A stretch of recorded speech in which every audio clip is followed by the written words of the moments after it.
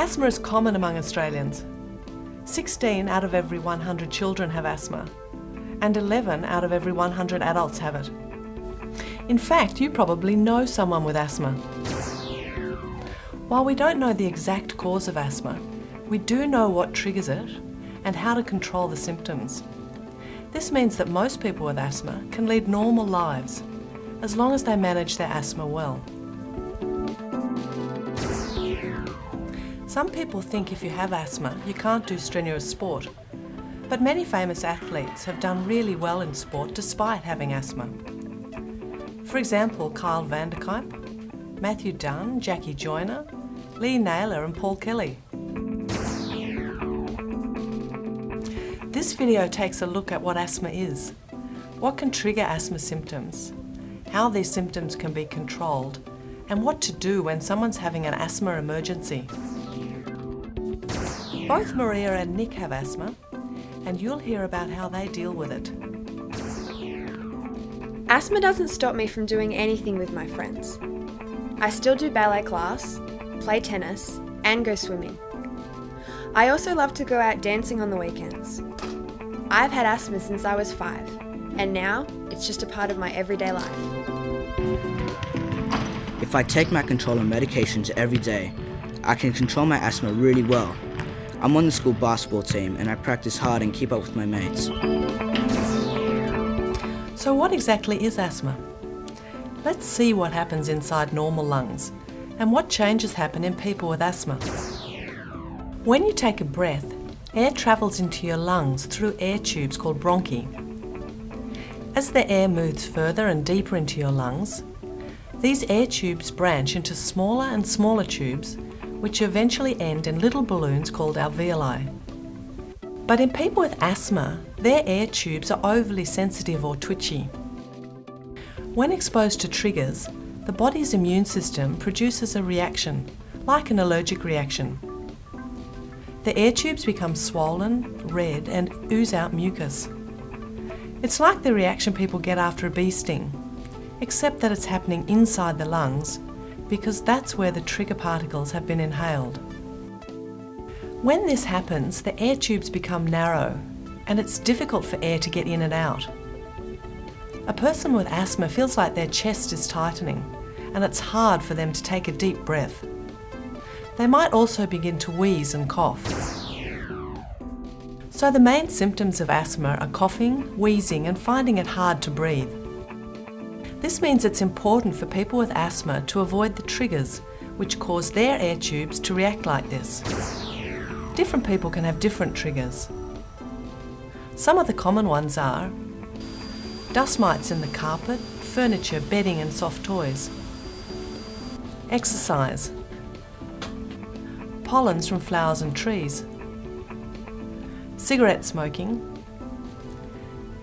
chemicals like perfumes, paints and nail polish remover, changes in the weather, infections like the common cold, and pets. Now you know what happens in the lungs of a person with asthma, as well as some of the common asthma triggers. Managing asthma is relatively simple. People with asthma can work with their doctor to find the right medications for them. Most asthma medications are available in the form of inhalers, which are cleverly designed to deliver medicine right into the air tubes. These asthma medications help keep the air tubes open and decrease the effects of asthma triggers. There are two main groups of asthma medications: relievers and controllers. Let's talk about relievers first.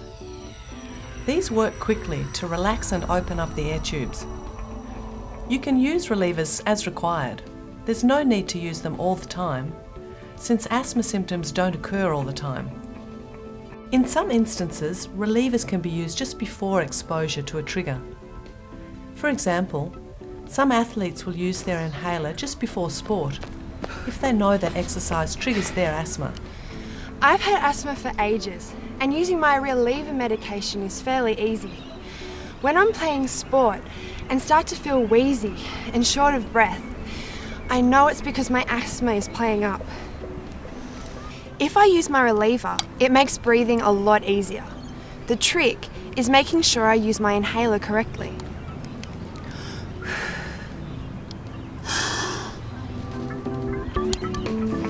The second major group of medications is controllers. These prevent the air tubes of a person with asthma from overreacting to triggers in the first place. So they're good for people who are regularly having asthma symptoms. These medications have to be taken every day. We have good evidence that controllers reduce asthma symptoms and mean that people need to use their reliever medications less often. So taking controllers means people have better control over their asthma. But you need to use controller medications every day, even if you're not having daily symptoms. Taking my controller every day has really helped to control my asthma symptoms. I hardly ever feel wheezy. I only have to use it twice a day, and I've got a reminder on my mobile phone just in case I forget. So I've written that down here. A doctor will prescribe the medications which are appropriate for a young person with asthma. Even when you have no symptoms. So up the top here it describes what you might feel like. Each individual asthma plan will depend on how often symptoms occur and how much the symptoms affect the person. A pharmacist can check whether the inhalers are being used effectively and offer tips on how to get the most benefit from the medications. Press it, and then inhale 4 times. Nick! Hurry up! It's time to go! Okay, I'm just gonna take my medicine.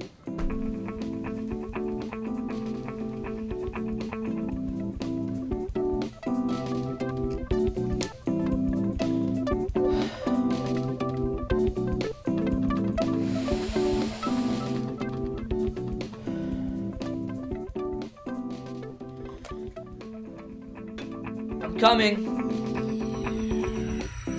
To recap, relievers are used when asthma symptoms occur and offer quick relief.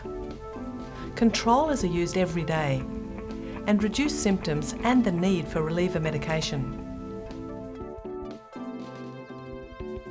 People can learn to self-manage their asthma with a combination of information, an asthma action plan from their doctor, and regular review of how things are going with their doctor. There's good evidence this approach works. People who use it find their asthma doesn't bother them as much and causes fewer symptoms. They also have fewer severe asthma episodes, for example, needing a visit to the doctor or an admission to hospital. An asthma action plan should be obtained from a doctor by every young person with asthma. If a young person is having very bad symptoms of asthma, for example while playing sport or after being exposed to another trigger, it's best to follow the emergency first aid plan. This is easy and it's called the 4x4x4 plan. It's worth knowing this because it could save someone's life. First, the person with asthma should be placed in a sitting position and given 4 puffs of their reliever medication with a spacer device, 1 at a time. If the asthma symptoms don't improve in 4 minutes, another 4 puffs of the reliever medication should be given and an ambulance should be called. While you wait for the ambulance, you can keep giving the reliever medication in the same way. So give 4 puffs every 4 minutes. When you see someone having a severe asthma attack, you can help to deliver first aid by following this simple 4x4x4 rule and calling for an ambulance if there's no improvement in symptoms. Breathing is something you do thousands of times a day and you don't give a second thought to it. For people with asthma, breathing easily is not something they take for granted.